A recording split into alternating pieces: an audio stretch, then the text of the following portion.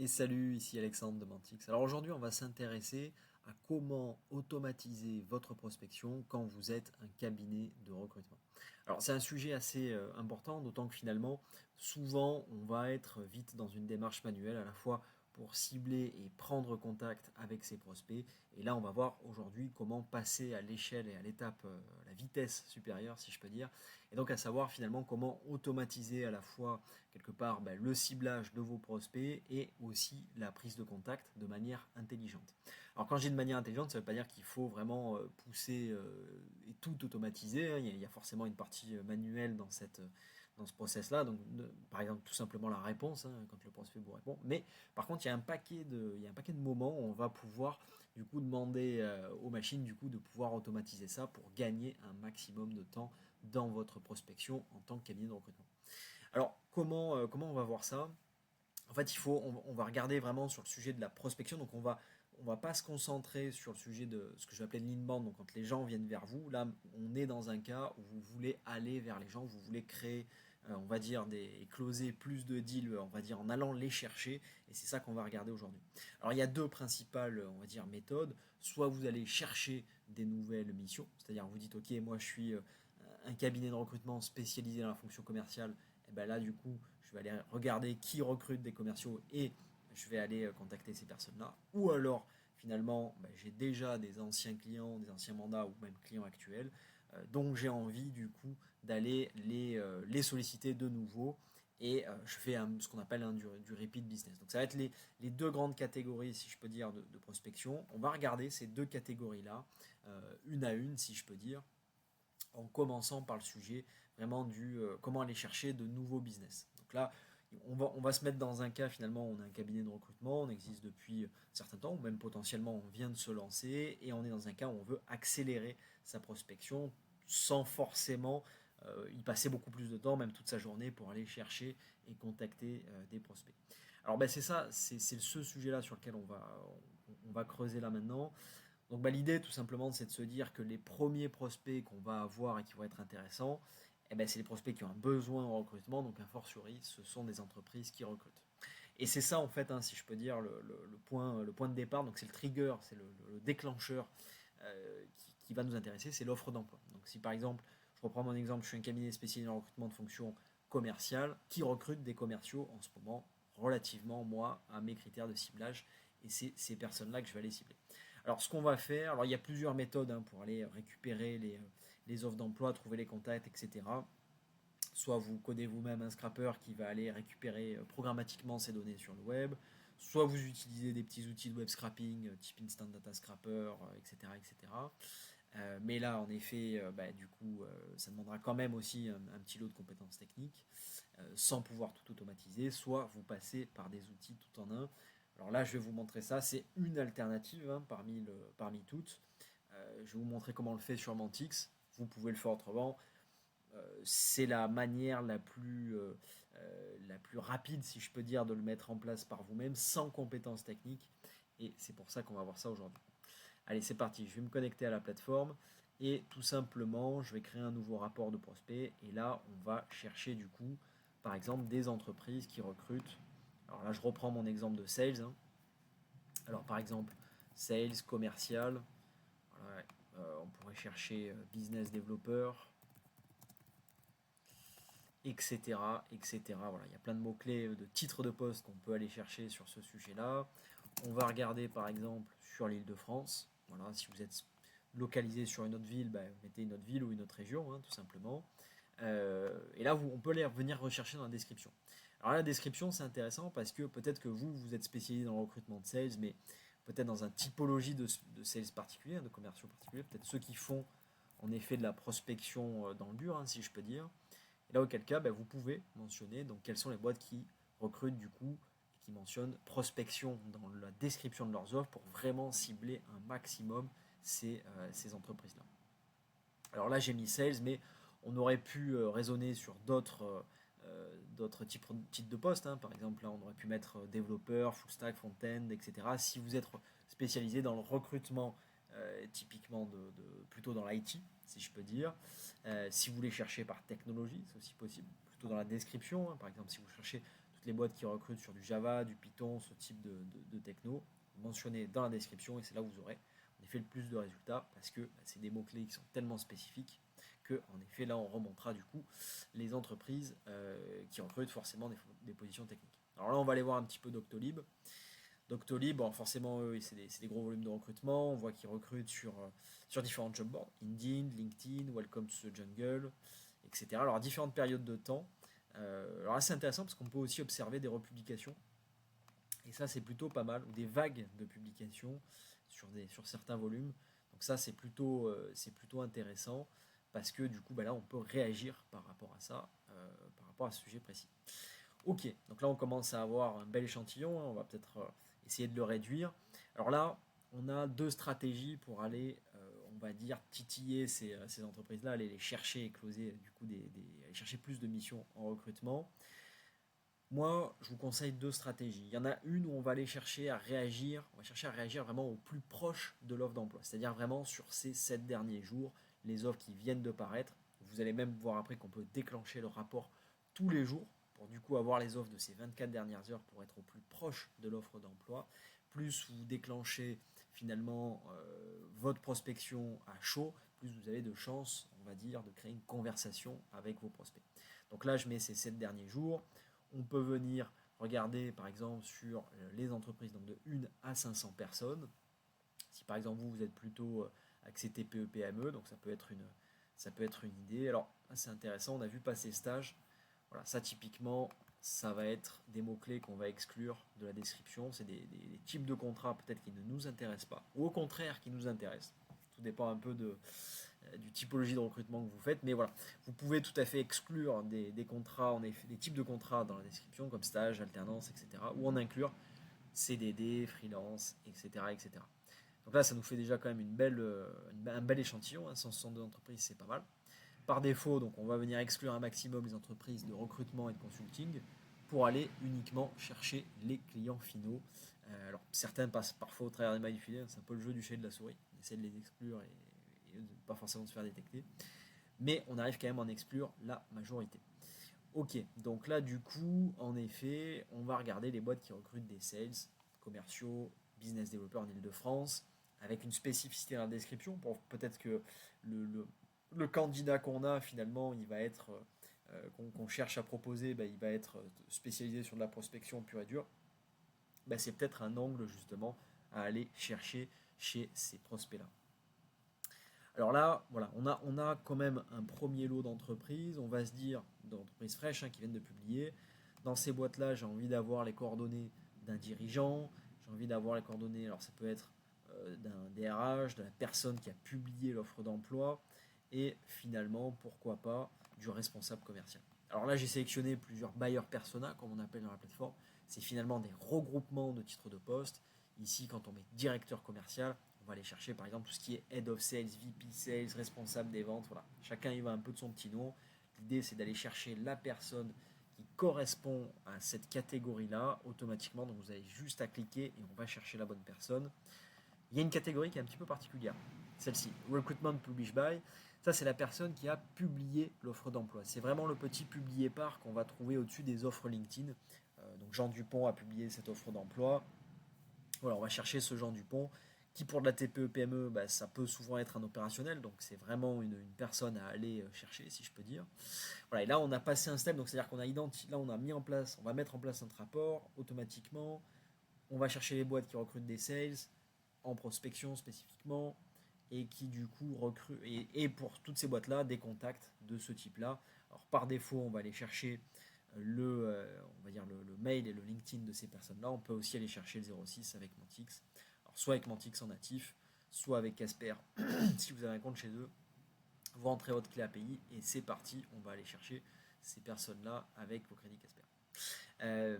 Tout simplement, donc là on a sélectionné ces personnes là et là on va mettre test rapport sales, voilà par exemple, une fréquence à laquelle on veut le recevoir, tous les jours, toutes les semaines, tous les mois ou en one shot, un nombre de leads qui va nous intéresser, une adresse email sur laquelle on a envie de recevoir ça, et c'est parti, on va pouvoir lancer notre rapport. Donc là ça y est, le rapport est lancé. On va venir du coup aller chercher ces personnes-là en ligne. Donc c'est le temps du coup d'aller en effet chercher ces personnes en ligne pour avoir que des personnes qui sont en poste. Alors, ça prend quelques minutes et je vous montre un rapport qui a déjà tourné pour que vous voyez un petit peu à quoi ça ressemble. Alors je vais le télécharger en Excel, bien sûr vous le recevez par mail dès que c'est terminé. Vous avez aussi un webhook si vous voulez envoyer ça vers tout simplement un outil X ou Y. Ça peut être un CRM, ça peut être un outil de marketing automation, etc., etc. Donc là, tout simplement, ce rapport-là, il est constitué de 3 parties. Une partie sur l'entreprise, une partie sur l'offre d'emploi, qui recrute des commerciaux finalement, et une partie sur le contact avec nom, prénom, titre de poste, email, 01, 06 si vous l'avez demandé, et lien du profil LinkedIn. Donc là, voilà, on a vraiment le livrable, un premier livrable automatisé que vous allez pouvoir recevoir tous les jours, toutes les semaines ou tous les mois, en fonction de votre fréquence de prospection. Et là, tout simplement, ça vous permet déjà, c'est automatisé. Donc ça veut dire que vous n'avez pas besoin de retourner sur la plateforme. Et hop, toutes les semaines, vous avez ça. Donc vous avez fraîchement, toutes les semaines, les nouvelles opportunités. Donc là, c'est une première étape de pige d'AdChase qu'on vient d'automatiser. Plus besoin d'aller regarder sur les job boards qui recrutent par rapport aux critères de ciblage. Là, déjà, on vient d'automatiser ça. Ok, donc ça, c'est fait. On vient de faire cette partie-là. Maintenant, il y a la question de se dire, avec Mantix, ça y est, on a automatisé cette partie pige, comment on va prendre contact maintenant automatiquement avec ces personnes-là. Alors là, vous avez à partir de là plusieurs options, si je peux dire. Euh, donc vous allez en effet prendre contact avec ces personnes-là. Vous avez plusieurs outils pour faire ça. Ça peut être Emilia, ça peut être Walaxy, Lemlist, la grosse machine.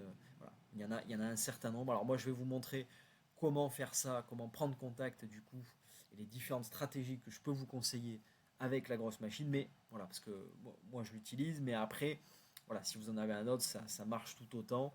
Euh, Ceux que j'ai cités font très bien l'affaire. Il y a Léonard aussi, que je pense qui est spécialisé sur la partie recrutement, qui marche très bien, euh, que je vous conseille. Et donc, en effet, voilà, là, l'enjeu derrière, en effet, c'est pas l'outil, c'est les stratégies qu'on va regarder pour maintenant prendre contact avec ces personnes-là. Alors, tout simplement, l'enjeu, là, dans un premier temps, ça va être d'importer les leads qu'on a créés avec Mantix dans notre outil de prise de contact. Et là, tout simplement, je suis dans la grosse machine, je regarde mon audience, là où je vais créer mes audiences, et je vais importer par exemple un CSV. Donc là, j'importe le CSV là qu'on vient de faire ensemble, par exemple, et je vais juste spécifier, on va dire tout simplement, les différentes variables. Ici, donc c'est un company name. Ça, alors c'est des secteurs pas intéressants, pas intéressants, pas intéressants. Ok, ça c'est pas grave. Voilà. Là, on arrive sur le titre de poste donc, de la personne qui va être recrutée, donc fort sur e-sales par exemple. Donc là, hop, on prend ça, on va le mettre en attribut 1. La localisation, donc ça on le sait parce qu'on l'a nous-mêmes paramétré. Date, c'est pas intéressant. Le job board, ça c'est pas inintéressant. C'est pareil, ça peut faire partie des attributs. Ça c'est le lien LinkedIn ou le lien de l'offre vers en question, donc on va pas s'embêter avec. Ok, là on va mettre first name pour le lead, last name pour le lead. Ça, ok, job title, voilà, ça c'est l'email, donc ça c'est intéressant. Hop, hop. Alors là, on se situe en effet dans un cas de prospection, soit mailing, cold emailing, ou alors cold calling dont on va parler un petit peu, mais on va surtout être dans du mailing ou multicanal. Ok, et puis finalement, le lien LinkedIn de ces personnes-là. Alors on va mettre test audience, hop, voilà, bon là je fais ça rapidement pour en effet avoir quelque chose qui tourne rapidement. Et maintenant, on va regarder. Donc là, il est en train d'importer mes leads. C'est assez simple, hein, finalement. Si vous voulez l'automatiser, c'est tout à fait possible. Hein, l'export automatisé, il vous suffit de passer tout simplement par un Make, un Zapier, un Inviten, qui vont vous permettre de pousser directement les leads Mantix dans Zapier et puis après dans la grosse machine. Ou dans un autre, hein, bien entendu. Ça marche tout aussi bien. Ok, maintenant, on va regarder quelques stratégies pour prendre contact avec ces personnes-là. Alors là, j'ai parlé de plusieurs mots-clés, hein, cold email, phoning, multicanal, etc. Alors nous, on va s'intéresser plutôt à la partie email email multicanal. C'est une manière de rentrer en contact avec votre prospect. Ce qui est intéressant, c'est que c'est quelque chose que vous allez vraiment pouvoir automatiser. Ça peut être complété avec du phoning, avec du cold calling par exemple, en appelant les personnes. Moi, très souvent, ce que je conseille dans le cadre du cold calling, c'est toujours de préchauffer ces leads. Alors, on parle parfois de social warming, etc. L'idée est toute simple, c'est qu'avant d'appeler votre Jean Dupont DRH chez Decathlon qui est en train de recruter un sales, bon, je prends Decathlon, mais la boîte est un peu grosse, mais vous voyez l'idée. Et bien avant de l'appeler, en fait, ça peut valoir le coup de lui envoyer un petit email ou une petite séquence, sans forcément d'accroche très agressive, potentiellement assez soft, hein, mais en tout cas, au moment où vous l'appelez, ce qui est intéressant, c'est qu'il est conscient, c'est qu'il vous connaisse en fait. Alors certains choisissent parfois par exemple de liker les posts LinkedIn, du lead, ça peut être de mettre des petits commentaires, etc.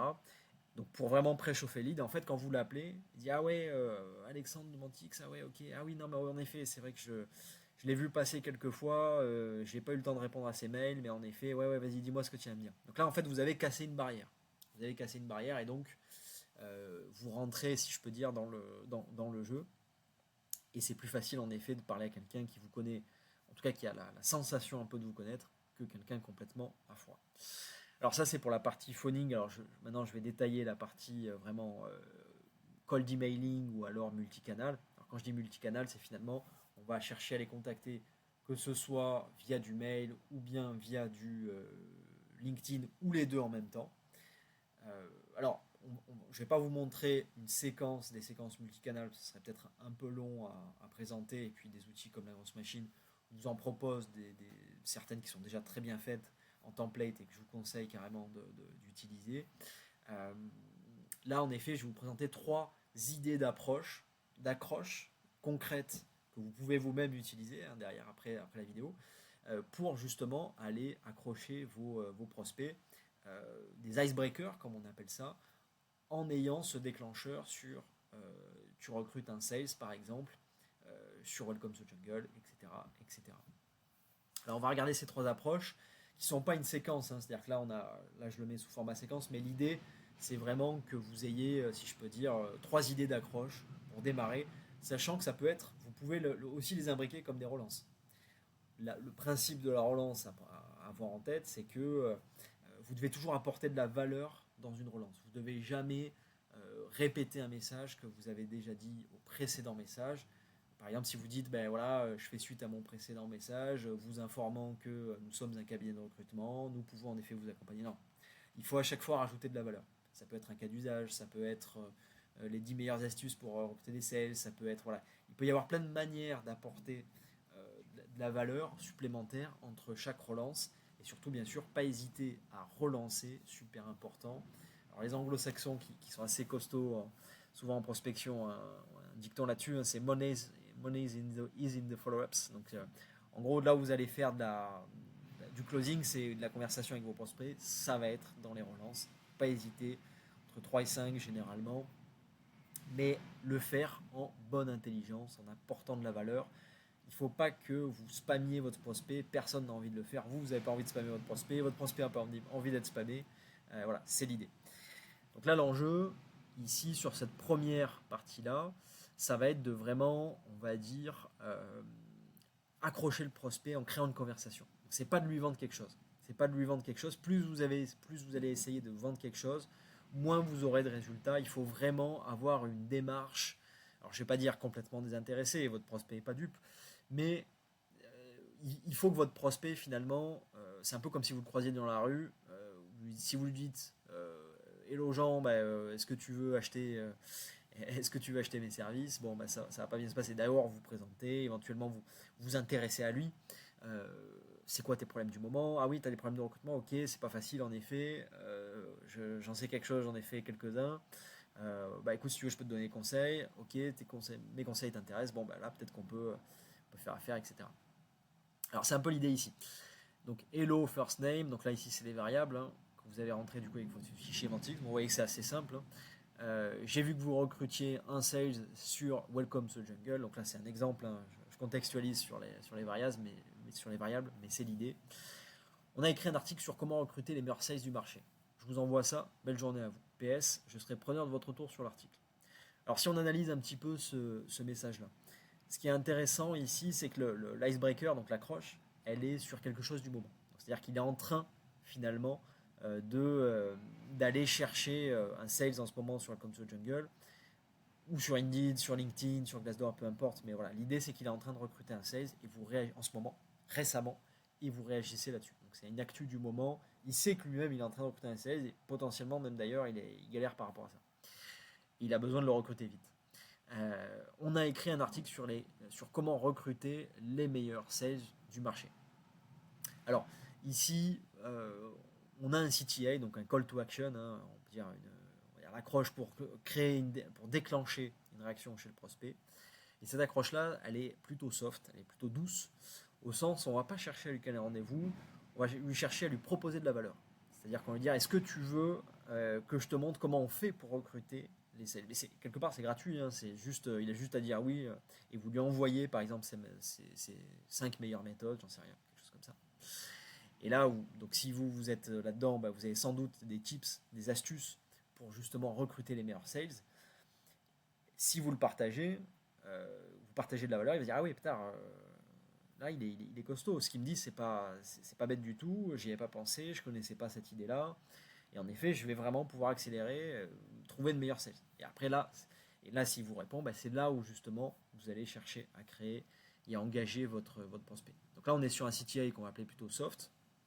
Après, on reste simple, l'email est court, toujours rester très court dans les messages.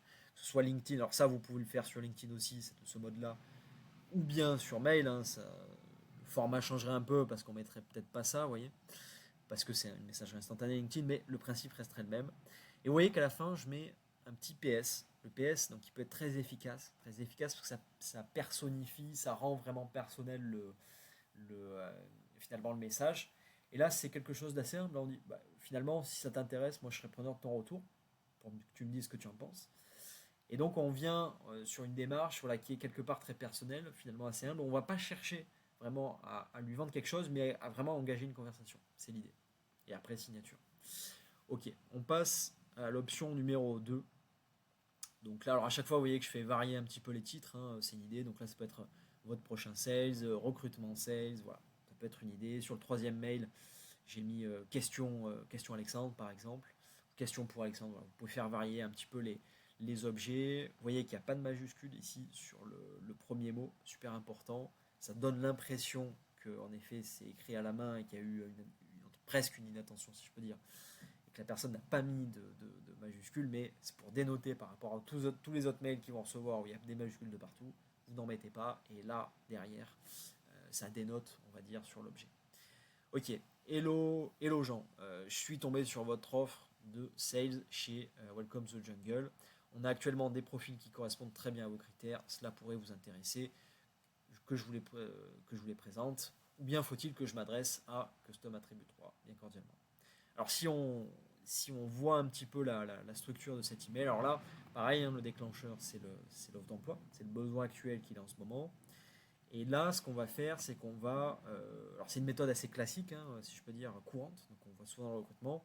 On va chercher à lui proposer directement la réponse à son problème.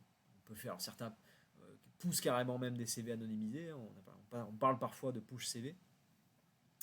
Vous pouvez faire ça notamment si, par exemple, vous avez 5 candidats pour une offre, avec votre client, vous en placez un, il vous en reste 4 sales par exemple à placer, 4 développeurs, 4 techniciens de maintenance, je sais pas. Ok, ces gars-là, vous pouvez les placer du coup, soit vous avez des missions actuelles chez vos clients qui vous permettent de les placer, soit vous n'en avez pas, et là il faut aller en chercher, ce qu'on appelle du placement actif. Et là, auquel cas, derrière, tout simplement, vous allez regarder qui recrute finalement des sales, et hop, vous allez proposer ces personnes-là. Ça peut être une idée, vous allez faire du push CV en proposant par exemple le CV. Alors là, je ne mets pas le CV, hein, mais je dis tout simplement que en tant qu'agent de recrutement, voilà, on va avoir des super profils à lui proposer directement. Donc là, on fait, voilà, ça vous intéresse que je vous les présente. On pourrait même compléter, voilà, est-ce que vous avez de la dispo dans les 3 prochains jours pour que je vous les présente. On regarde ça en 10 minutes au téléphone. Et en fait, voilà, le gars dit ok, en 10 minutes, le gars me parle de ces 3 profils, intéressant, pas intéressant, puis j'avance. Et comme ça, lui, en fait, il est dans un ROI assez rapide. Et alors là, il y a quelque chose d'intéressant, on met ou bien faut-il que je m'adresse à Michel, par exemple.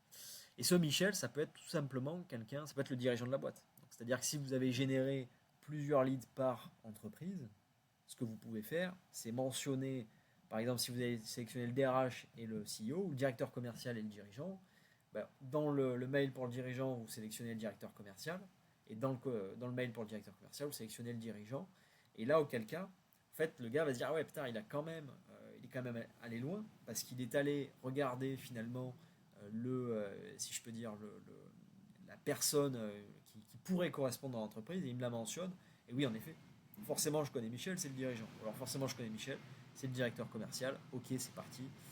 On y va.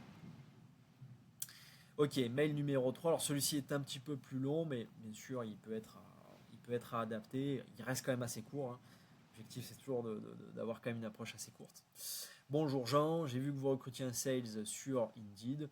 Vous arrivez à avoir des candidats qui vous plaisent. Si vous n'avez pas trouvé, on est de bons conseils chez Mantix pour avoir recruté plus de 150 sales.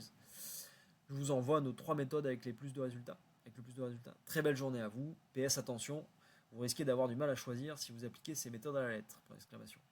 Alors là, on est sur un ton un petit peu plus émotionnel, avec un petit peu plus d'humour. Euh, c'est l'objectif, hein. L'humour bien manié peut être très efficace en prospection. Il faut le faire bien sûr en mode intelligence, c'est toujours pareil. Là, on reste court, il y a une touche d'humour, mais on n'est pas non plus lourd, si je peux dire. Et là, vous voyez qu'on commence par quelque chose d'assez émotionnel. Est-ce que vous arrivez à trouver, non pas les bonnes personnes ou de bons candidats, les candidats qui vous plaisent? Là, on rentre dans l'émotionnel. Est-ce que tu arrives à trouver des gens qui te font rêver? Bon, si le gars, a fortiori, a déjà trouvé la perle rare, bon, malheureusement, vous n'allez pas pouvoir faire grand-chose. Il se trouve que le recrutement, c'est pas facile. C'est pour ça qu'il y a des cabinets de recrutement.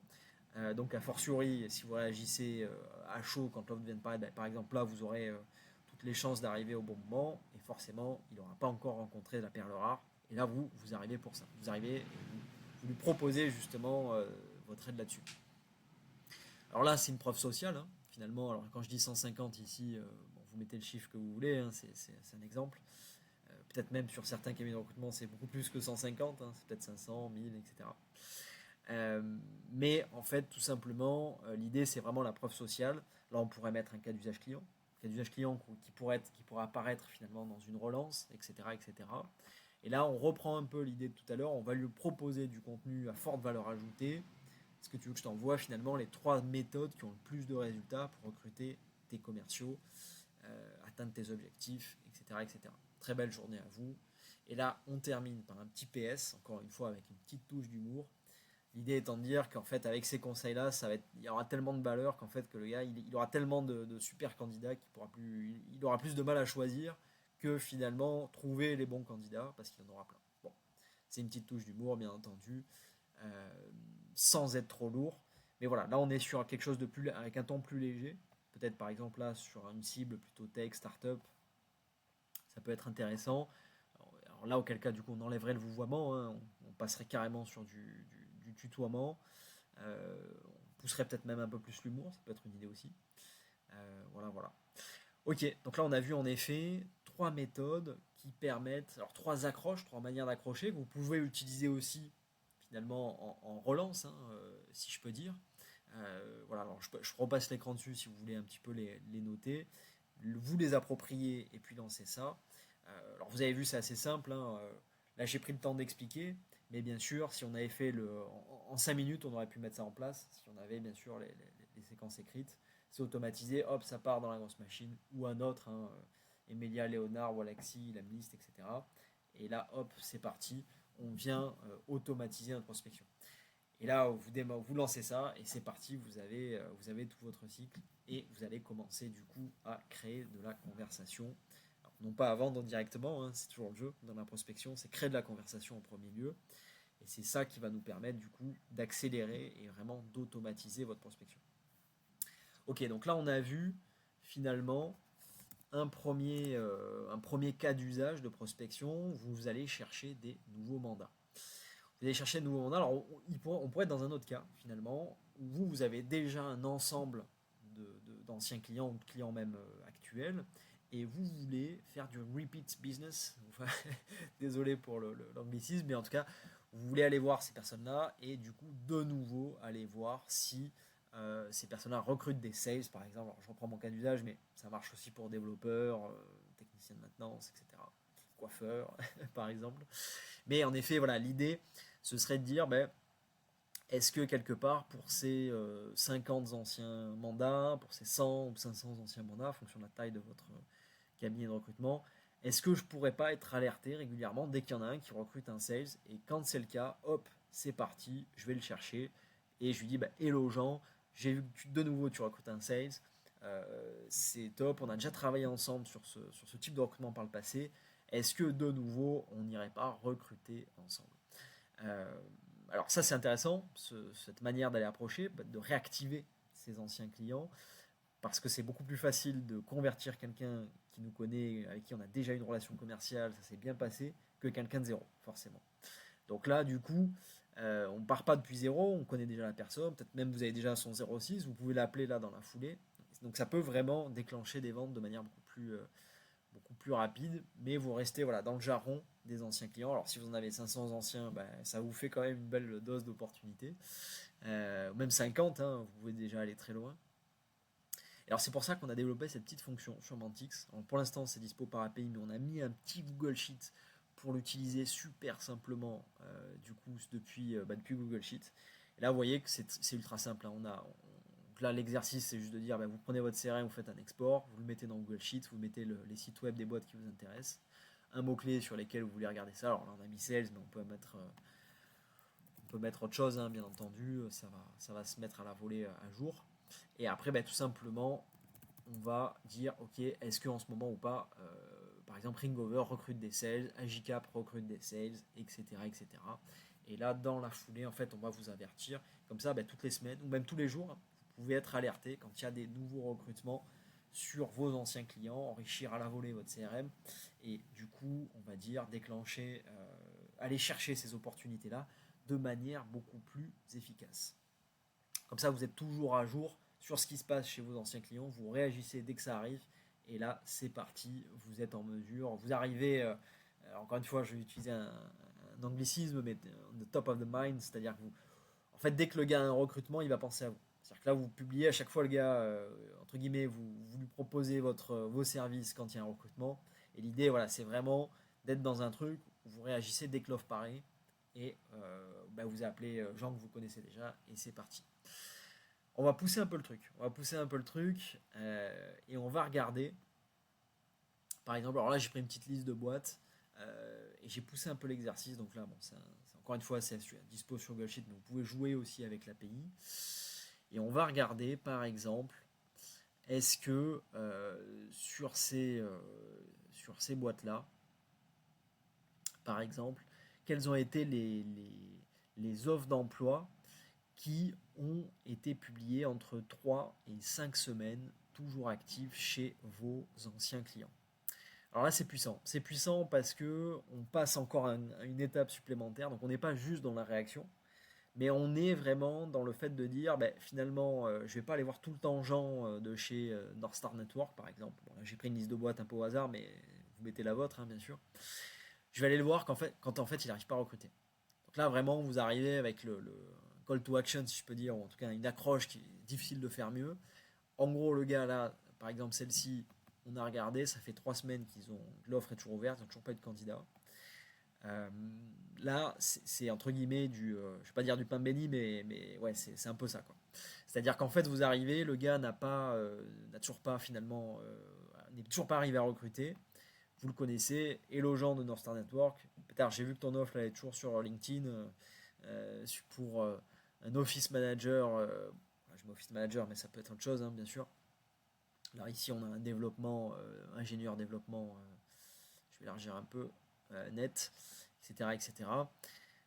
Hello Jean, j'ai vu que ton offre d'office manager est toujours pas remplie. Qu'est-ce que tu fais? Est-ce que c'est, ouais, je crois que c'est galère en ce moment. Bah, si tu veux, on a des candidats. Vas-y, on se parle 15 minutes, etc. Donc là, on passe encore un cran plus loin. On va venir, si je peux dire, aller vraiment ultimement regarder celles qui n'ont pas été pourvues. Et ça, c'est quand même très, très puissant. Ok, donc là, bah, du coup, on a fait un bon tour sur l'idée de comment automatiser sa prospection en tant que cabinet de recrutement. Le principe, vous l'avez vu, donc vous avez deux manières de prospecter, soit des anciens clients comme on vient de voir. Là, ça peut être très rapide et très puissant en utilisant vraiment le fait d'être alerté dès qu'il y a une opportunité qui arrive. Ou alors, vous allez chercher de nouveaux mandats. Et là, de la même manière, on va chercher à réagir sur le déclencheur. L'entreprise recrute un sales, donc si vous êtes spécialisé dans le recrutement de commerciaux, par exemple, bien sûr. Et puis après, derrière, on a vu en effet des manières d'aller accrocher ces personnes-là de manière automatique. Bien sûr, beaucoup font aussi du phoning, qui marche très bien. Mais ça ne veut pas dire que vous ne pouvez pas combiner les deux. Au contraire, vous aurez carrément des meilleurs résultats si vous préchauffez vos leads. Et ça, je le dirais, entre guillemets, jamais assez. Enfin, en tout cas, moi, je l'ai fait moi-même sur Mantix pour l'avoir essayé. Je vous promets que la différence est dingue.